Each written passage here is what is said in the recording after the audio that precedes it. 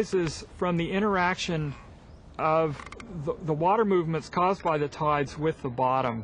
A very important aspect of this tidal friction is in understanding how the ocean is stratified, what maintains the thermal stratification of the deep ocean. You know, if you didn't have this, if you didn't have that mixing, the deep oceans would, over a few thousand years, fill up with very cold water. This has very profound climate implications because at the poles, the surface ocean gives up its heat to the atmosphere, produces very cold water, which then sinks to the bottom and flows throughout the oceans.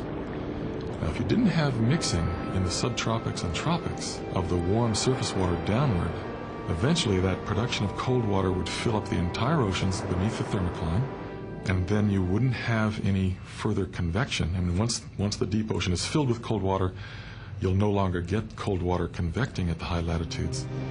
And then the currents which move from poleward with warm water would stop, and there wouldn't be as much heat brought to the high latitudes. Europe would freeze, you know. There could be immense climate implications for how much mixing occurs in the deep ocean. And the tides is a key player in this, we believe. So that's one aspect of where tidal friction is important. More directly, tidal friction is very strongly interlinked with the evolution of the Earth-Moon system. At this moment of geologic history, the moon and the sun are almost equally strong. Not quite, the moon is stronger, but they both are significant. Tidal friction, the same phenomena responsible for deep ocean mixing, is also responsible for changing the orbit of the moon. And you can show that the amount of tidal friction we have would be responsible for having the moon move away from the Earth at about 1 inch per year. That doesn't sound very much, but over 1 billion years, that's a lot. And my statement that the moon now is stronger than the sun, but will eventually be weaker, is based on the fact that if you extrapolate that 1 inch per year for 1 billion years, the moon will be that much further from the Earth, and the tides will be that much lower. Part of modern scientific interest in the tides focuses on the utilization of tidal energy as a source of power.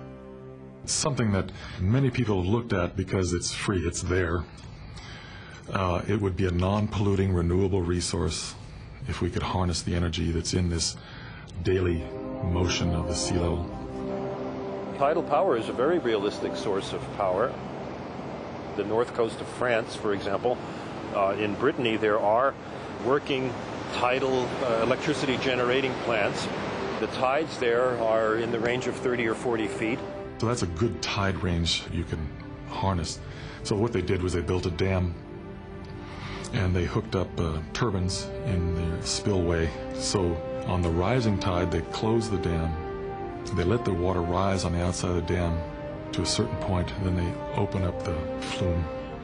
The water flows through the turbines as it comes into the estuary, generating power on the flood tide. Then at roughly around high tide, they close the dam again, wait for the water level to drop on the outside of the dam, open it up, and the water flows out on the ebb tide, generating electricity.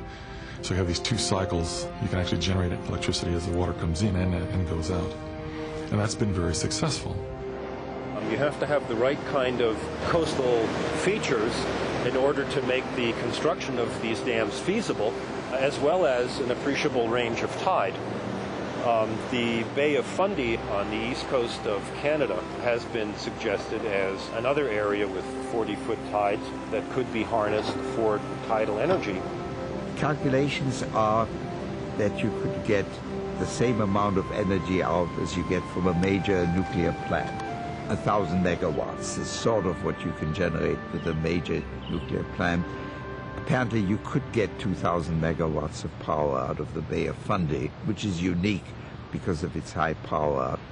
Locations for tidal generation should be areas where there is a strong tidal flow that frequently occurs because the power is extracted from the energy of movement of the seawater.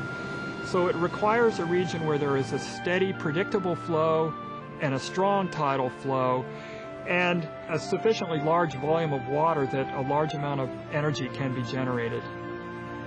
But while the generation of tidal power certainly is technically feasible, there are potential problems. For example, there may well be an adverse impact on animals living in an estuary in which a dam is built. Every estuary, every bay has a normal mode of resonance. If the particular normal mode of the estuary that has the high tides matches the period of the tides, then as the tide wave comes into this harbor, it can force this normal mode, and you get this resonance, you get this really strong sloshing. That's what happens in the Bay of Fundy, for instance. Well, now you put a dam across it, and you're changing dynamically the character, the structure of your bay, of your estuary. That can change the normal mode character, and you may not get the same size tides after the dam is in. The tide range may not be what it was before the dam was there. Now, even worse, or I shouldn't say even worse, but even more intriguing is once you've changed the normal mode character of your estuary, that change will affect the tides in the neighboring domain. They were going to block off a good section of the Bay of Fundy, but the Bay of Fundy is sort of a resonance basin, and the geometry of the basin is a resonance just below the tidal frequency, and by blocking off the northern end of it slightly, they detuned it. And one of the consequences of tuning it is moving it slightly towards the tidal frequencies, which means you should get a bigger tide. And the implication of that is, like Boston might have a 6-inch higher tide. Can you imagine the litigation that would occur from the increased shoreline erosion if the Canadians put a dam in the Bay of Fundy and then you get stronger erosion in Boston? So there are some pitfalls to doing it. Whether or not the tides can be utilized as a reliable, widespread source of energy remains unclear. But most scientists believe that the dissipation of tidal energy is perhaps the single most important aspect of the entire tidal process.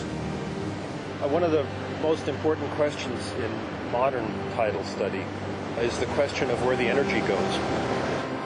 That is an important question because of